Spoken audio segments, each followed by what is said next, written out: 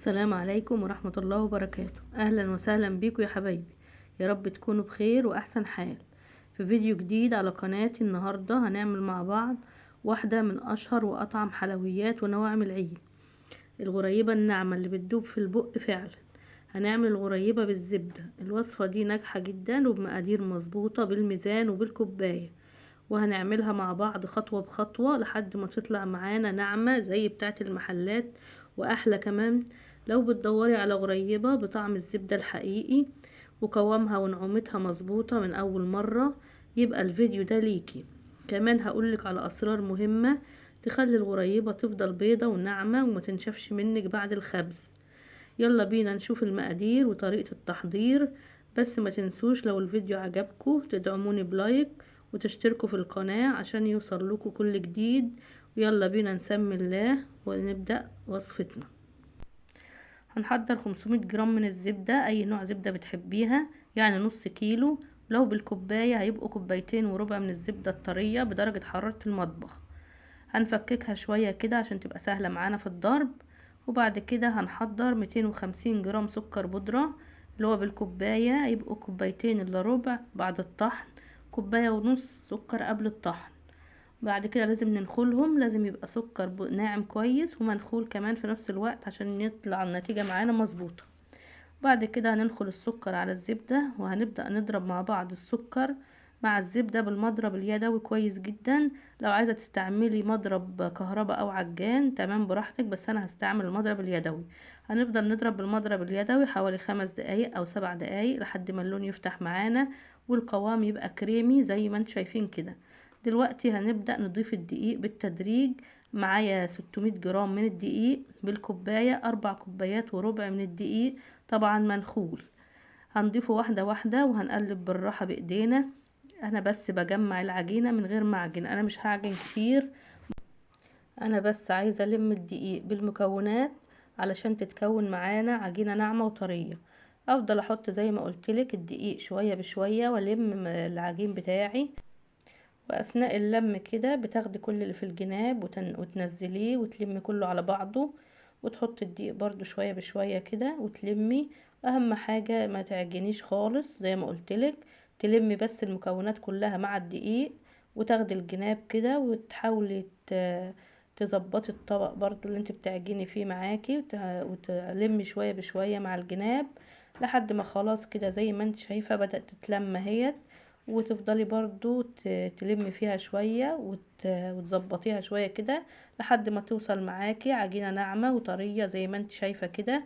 وكده خلاص هتبقى جاهزة معانا. لو حسيتيها ان هي طرية زيادة ممكن تضيفي لها معلقة واحدة دقيق وتضيفيها وتظبطيها برضو لحد ما خلاص تلاقيها ناعمة وطرية وفي نفس الوقت ما بتلزقش معاكي. بتاخدي قطعة كده بقى وتجربيها، هتلاقيها ناعمة معاكي ما بتشققش. هتبقى خلاص كده تمام وبقت العجينة جاهزة على التشكيل. زي ما انتم شايفين كده العجينة ما شاء الله ما بتشققش خالص وناعمة وطرية في نفس الوقت. المقادير مظبوطة جدا زي ما انت شايفة كده، حتى مش بتلزق خالص. ايديا هي حتى ما غسلتهاش لسه ومفيش اي تلزيق فيها زي ما انت شايفة كده. لو لقيتيها زي ما قلتلك بتلزق جامد في ايديكي ولا حاجة زودي لها بس معلقة صغيرة او معلقة كبيرة دقيق حسب ما تلم معاكي وتبقى بالشكل اللي انت شايفاه ده. هنغطيها بكيس بلاستيك بقى وهنبدأ نشكل مع بعض. هتجيب الصواني او السجان اللي انت هتشكلي فيها وهنبدأ نشكل كور صغيرة حسب الحجم اللي انت عايزاه. انا هعملها صغيرة كده حوالي 10 جرام. هنشكلها بقى كلها نفس المقاسات كده زي ما انت شايفة، وهنحطها مش هنضغط عليها خالص ولا هنبططها، هتحطيها زي ما هي كده. وبعد كده هتبدأي تعملي لها نغزة بسيطة كده خالص من فوق عشان تزينيها بأي تزيين انت حباه. انا هزينها كده باللولي بتاع الحلويات اللي بيتباع مخصوص للحلويات ده. لو انت حابة تحطي اي حاجة تانية هتزيني زي ما انت عايزة، هتحطي مكسرات فستق لوز اي حاجة انت حباها. لو مش حابة تزينيها خالص وعايزة تسيبيها سادة كده برضو عادي، بتسيبيها زي ما هي كده او بتعملي لها نغزة بسيطة كده وان شاء الله مش هتفرش معاكي وهتطلع زي ما هي لان المقادير مظبوطة. انا واثقه في المقادير بتاعتي وعملتها كتير، فعشان كده مش هجربها. لكن انت لو انت اول مره تعمليها وخايفه المقادير تطلع معاكي مش مظبوطه عايزه تجربي، بتشكلي 3 4 كده، وطبعا بقى مولعين الفرن اثناء التشكيل عشان يبقى سخن. بتحطي بقى التلاتة او الاربعة دول في صينيه وتجربيها، عشان لو فرشت معاكي او فيها اي مشكله ممكن تتحل بسرعه. لو لقيتيها فرشه معاكي او كده ممكن تعالجيها بمعلقه دقيق، وتعملي تلمي شويه تطلع معاكي تمام. دلوقتي خلاص انا خلصت الصاج بتاعي وشكلته وحطيت له اللولي ده، وهولع فرن البوتاجاز. هتشغلي بقى انت هتدخليها، طبعا الفرن يكون شغال قبل كده. لو انت عندك الفرن بتاعك بيشتغل بالدرجه هتشغليه من 160 ل 170 درجه، ولو ما فيش درجه بتشغلي الفرن من تحت بس، وبتهدي الفرن خالص ونحطه على الرف الوسطاني، مبنشغلش الشوايه خالص. وبعد كده لمدة من 15 ل20 دقيقة. اهم حاجة وش الغريبة يفضل فاتح وابيض زي ما هو، ما بندوش لون، وتاخد لون خفيف جدا من تحت. وطبعا اثناء تسوية الصاج بكون بشكل بقية العجينة بتاعتي، وتبقى شغالة كده والفرن شغال. اشكل الصينية التانية اهي، انا كبرت الحجم شوية في الصينية دي، وبرضو بتديها نغزة بسيطة كده ونشكليها زي ما انت حابة. انا هحط لها هنا الشوكولات شيبس ده. لو انت حابه برضو تشكلي باي تزيين يعجبك اعملي اللي انت حباه، طبعا ده التزيين والتشكيل ده اختياري. انا هنا الشوكولات شيبس انت ممكن تحطي برضو مكسرات او اي حاجه او تسيبيها ساده حسب راحتك. ودلوقتي خلاص الصاج بتاعنا هو تستوى، خد حوالي 20 دقيقه على النار هاديه جدا زي ما قلتلك، الشوايه مش شغاله خالص. بصي لونه زي ما هو، وبسم الله ما شاء الله ما فرشتش ولا اي حاجه. طلعت الصاج الاولاني وحطيت الصينيه التانية بتاعتي اهي.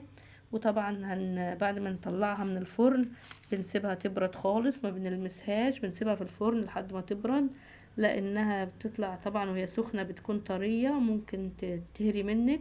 لكن بعد ما تبرد بتبقى متماسكة وتقدري تحركيها او تشوفيها زي ما انت شايفة كده. ما شاء الله ما فرشتش زي ما دخلتها الفرن زي ما طلعت.